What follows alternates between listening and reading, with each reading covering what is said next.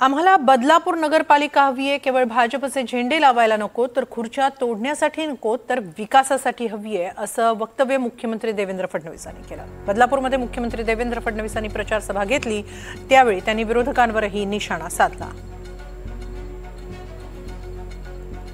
आम्हाला नगरपालिका केवळ खुर्च्या तोडण्याकरता नको आहे, तर या ठिकाणी हे जे ग्रँड विजन, एक जी दृष्टी या ठिकाणी मोदीजींनी दिली आहे, ज्या दृष्टीने शहरांचं परिवर्तन हे आपण या महाराष्ट्रामध्ये करतोय, ज्या दृष्टीने आपण विकासाचे नवीन सोपान या ठिकाणी तयार करतो आहोत, ते विकासाचे नवीन सोपान, विकासाची नवीन पायरी चढण्याकरता एक उपकरण म्हणून सामाजिक आर्थिक परिवर्तन करण्याकरता आपल्याला या नगरपालिकेचा उपयोग करायचा आहे।